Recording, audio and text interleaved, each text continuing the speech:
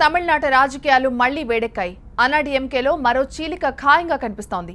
CM Palaniswami తీరుపై ఆగ్రహంతో ఉన్న శశికళ మేనల్లుడు దినకరన్ తనకు మద్దతిస్తున్న ఎమ్మెల్యేలతో భేటీ అయ్యారు. దాదాపు 31 మంది ఎమ్మెల్యేలు ఈ సమావేశానికి హాజరయ్యారు. మేనత్త శశికళను జైల్లో కలిసిన తర్వాత పార్టీపై పట్టు బిగించే ప్రయత్నాలు వేగవంతం చేశాడు దినకరన్. తనను అన్నాడీఎంకే డిప్యూటీ జనరల్ సెక్రటరీ పదవి నుంచి తప్పించే అధికారం ఎవరికీ లేదంటున్నారు. పార్టీ ఐకమత్యంగా ఉండడానికి తన ప్రయత్నాలు కొనసాగుతాయని తెలిపారు.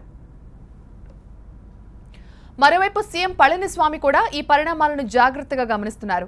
పార్టీ ఎమ్మెల్యేలతో అత్యవసర సమావేశాన్ని ఏర్పాటు చేశారు. అంతేకాదు సెక్రటేరియట్తో పాటు పార్టీ కార్యాలయంలో దివంగత ఎంజీఆర్, జయలలిత ఫోటోల పక్కన పళనిస్వామి ఫోటోలు ఇప్పుడు దర్శనమిస్తున్నాయి.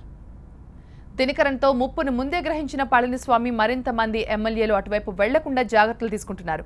అయితే మరికొంతమంది ఎమ్మెల్యేలు దినకరన్ వైపు జంప్ అయ్యే అవకాశాలున్నాయి. దీంతో ఇప్పటికే పార్టీ నుంచి బయటకు వెళ్లారు మాజీ సీఎం పన్నీర్ సెల్వం. శశికళను, దినకరన్లను పార్టీ నుంచి బహిష్కరిస్తే పళనిస్వామితో సయోధ్యకు సిద్ధమని ప్రకటించారు పన్నీర్ సెల్వం.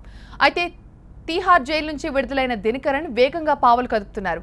పార్టీపై పట్టు సాధించేందుకు ఎత్తుకి పై ఎత్తులు వేస్తున్నారు.